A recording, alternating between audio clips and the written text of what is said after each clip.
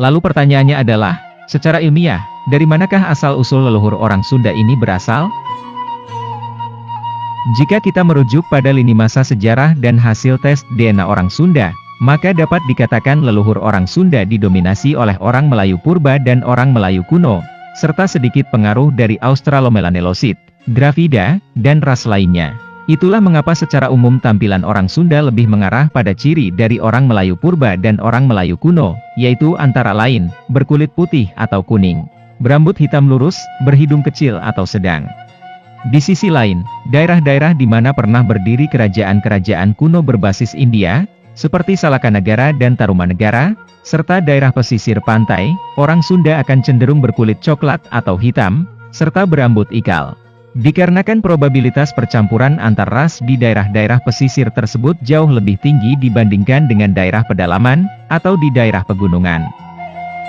Saat ini, keberadaan orang Sunda serta keturunan orang Sunda telah menyebar ke berbagai daerah, dan bercampur baur dengan suku-suku, serta etnis lainnya. Selain itu secara spesifik, orang Sunda sendiri justru lebih cenderung merujuk pada tempat asal mereka sebagai identitas, seperti, orang Cirebon, orang Bandung, orang Tasik, orang Cianjur, dan lain sebagainya.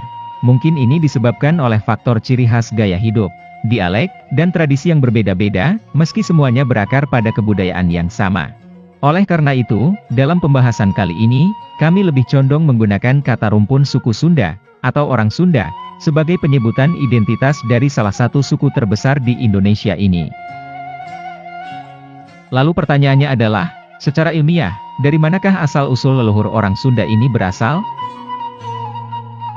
Jika kita merujuk pada lini masa sejarah dan hasil tes DNA orang Sunda, maka dapat dikatakan leluhur orang Sunda didominasi oleh orang Melayu purba dan orang Melayu kuno, serta sedikit pengaruh dari Australomelanelosid, Dravida, dan ras lainnya. Itulah mengapa secara umum tampilan orang Sunda lebih mengarah pada ciri dari orang Melayu purba dan orang Melayu kuno, yaitu antara lain, berkulit putih atau kuning, berambut hitam lurus, berhidung kecil atau sedang. Di sisi lain, daerah-daerah di mana pernah berdiri kerajaan-kerajaan kuno berbasis India, seperti Salakanagara dan Tarumanegara, serta daerah pesisir pantai, orang Sunda akan cenderung berkulit coklat atau hitam, serta berambut ikal. Dikarenakan probabilitas percampuran antar ras di daerah-daerah pesisir tersebut jauh lebih tinggi dibandingkan dengan daerah pedalaman, atau di daerah pegunungan. Secara garis besar, ciri-ciri kehidupan dari para penduduk awal Nusantara yang mendominasi daerah Jawa Barat ini dapat diringkas berdasarkan lini masa sejarah sebaran sebagai berikut. Pada awalnya daerah sepanjang Pulau Jawa, termasuk Jawa Barat dihuni oleh orang Sahul dan disusul oleh orang Melanesia, yang melahirkan keturunan orang Australomelanesoid. Mereka adalah orang-orang berkulit hitam, berambut keriting atau ikal, yang hidup secara berkelompok berdasarkan kekerabatan. Mereka yang tinggal di daerah pesisir, secara sosial cenderung lebih terbuka dan menempati rumah-rumah sederhana. Sementara mereka yang tinggal jauh di pedalaman, adalah kaum nomaden yang secara sosial tertutup. Penduduk awal selanjutnya adalah orang Melayu purba yang datang minimal 3000 tahun sebelum Masehi. Secara mayoritas, mereka adalah kaum nomaden yang menempati gua-gua alam, atau tinggal di tempat hunian sementara karena sifatnya yang mengikuti jalur sumber makanan. Mereka tinggal dalam kelompok kecil berisikan anggota inti keluarga, dan menerapkan sistem kekerabatan parental yang tidak membedakan hak dan kewajiban anggotanya berdasarkan gender, baik itu dalam aktivitas keseharian maupun dalam urusan sosial lainnya. Namun otoritas tertinggi berada di tangan kepala keluarga, dalam hal ini sang ayah, atau laki-laki yang dituakan dalam kelompok mereka. Sistem ini juga mengenal dan menjalin kekerabatan, baik itu dengan keluarga dari pihak ayah maupun dari pihak ibu, tanpa perbedaan. Maka dari itu, kawasan hunian antar kerabat biasanya terletak tidaklah berjauhan antara satu dengan yang lainnya. Sebaran berikutnya adalah kaum Dravida yang datang sekitar 1500 tahun sebelum Masehi. Seperti yang terjadi di beberapa tempat lain di Nusantara, orang Dravida inilah yang membawa kepercayaan masyarakat lembah Indus mengenai dewa dan dewi pra-Hindu. Secara sosial, orang Dravida sangat terbuka dan dapat menerima orang lain untuk tinggal bersama dalam sebuah kawasan hunian secara bersama-sama. Hal ini sejalan dengan gaya kehidupan mereka yang sebelumnya telah berkembang di Harappa dan Mohenjo-daro, sebelum diserang oleh bangsa Arya. Keberadaan orang Dravida sebagai salah satu penduduk awal Nusantara ini pula lah yang kelak akan memuluskan kedatangan serta asimilasi bangsa India, yang berakhir dengan berdirinya kerajaan-kerajaan awal berbasis India di beberapa kawasan Nusantara, termasuk di Jawa Barat. Selanjutnya adalah orang Melayu kuno yang diperkirakan datang minimal 500 tahun sebelum Masehi. Orang Melayu kuno tinggal secara berkelompok beranggotakan satu kekerabatan, baik itu dari pihak ayah maupun ibu, dalam sebuah hunian tetap serta terletak tidak jauh dari sumber air, atau di pinggiran sungai, atau di atas rawa. Itulah mengapa rumah mereka biasanya berbentuk panggung dan berukuran besar. Secara sosial, mayoritas Melayu kuno adalah orang terbuka yang mampu beradaptasi secara cepat, serta mampu bersosialisasi dengan orang-orang di luar kekerabatan mereka. Oleh karena itu, bahasa dan kebudayaan Melayu kuno dapat dengan cepat menyebar serta diadopsi oleh para penduduk awal Nusantara lainnya, baik itu melalui interaksi langsung, maupun melalui perkawinan silang di antara mereka. Di Tatar Sunda, kombinasi ras, bahasa, kebudayaan, pengetahuan di antara para penduduk awal Nusantara inilah yang pada akhirnya melahirkan keturunan-keturunan dengan ciri-ciri fisik baru, yang secara otomatis memiliki gaya hidup dan kebudayaan baru, hasil dari adopsi silang kebudayaan yang telah disesuaikan dengan kondisi lingkungan sekitar mereka. Hal ini dapat dilihat antara lain, bentuk rumah panggung khas Melayu kuno yang dibuat berukuran lebih kecil dan pendek, hanya diisi oleh keluarga inti. Rumah ini terletak pada areal pemukiman yang tidak murni berdasarkan kekerabatan, bahkan cenderung berdasarkan kesamaan profesi. Sistem kekerabatan parental yang mengikat kekerabatan dari pihak ayah dan ibu, khas Melayu purba dipertahankan.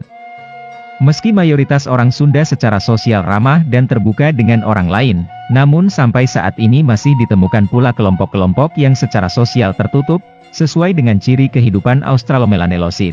Demikian pula halnya dengan kepercayaan atas dewa-dewi, yang merupakan ciri khas dari kaum Dravida, masih dapat ditemukan di beberapa tempat di Jawa Barat. Sementara itu dari sisi keilmuan, khususnya di bidang bahari, terjadi peningkatan yang sangat signifikan, menyebabkan leluhur orang Sunda menjadi para pelaut ulung. Mengutip kembali catatan Suma Oriental oleh Tome Pires pada tahun 1513, saat itu orang Sunda telah terkenal sebagai para pelaut yang gagah berani, dan memiliki berbagai macam tipe kapal seperti tipe Lankara dan tipe Jung. Mereka telah mampu menjelajahi seluruh wilayah Nusantara, bahkan telah mencapai kawasan Maladewa, India dan Timur Tengah.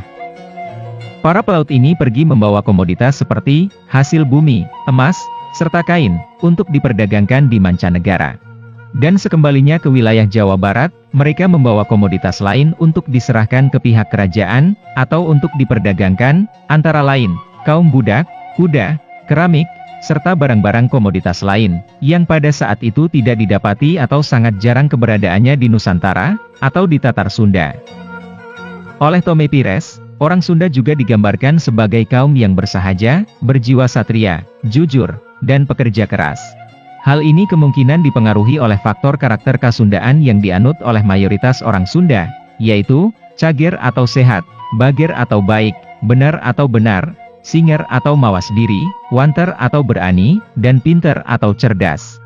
Karakter Kasundaan ini dipercayai sebagai jalan menuju keutamaan hidup, dan telah menjadi bagian dari budaya orang Sunda, yang mendarah daging sejak zaman dahulu hingga saat ini.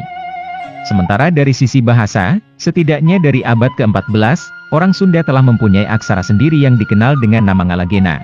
Aksara ini digunakan pada prasasti Kawali atau prasasti Astana Gede, untuk mengenang Prabu Niskalawastu Kencana yang memerintah di Kawali Ciamis, antara tahun 1371 hingga tahun 1475. Sayangnya saat ini penggunaan aksara Ngalagena seakan terlupakan, akibat dari kurangnya perhatian untuk mempelajari dan tetap melestarikan penggunaannya.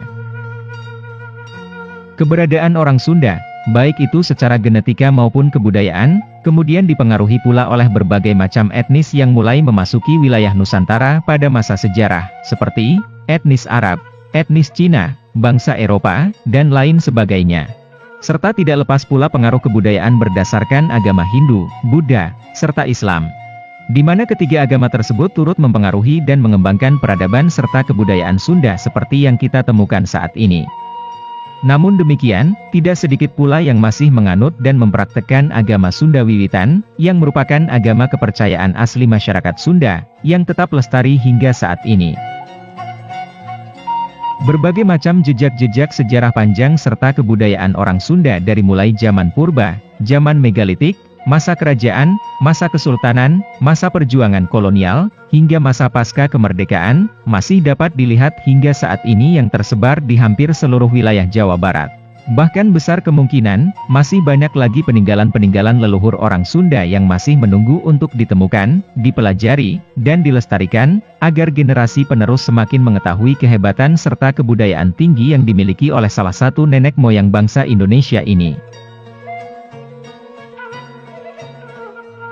Demikianlah pembahasan singkat mengenai asal-usul rumpun suku Sunda yang dapat kami sampaikan. Sebuah rumpun besar yang syarat historis dan berkebudayaan tinggi, yang menjadikan bangsa Indonesia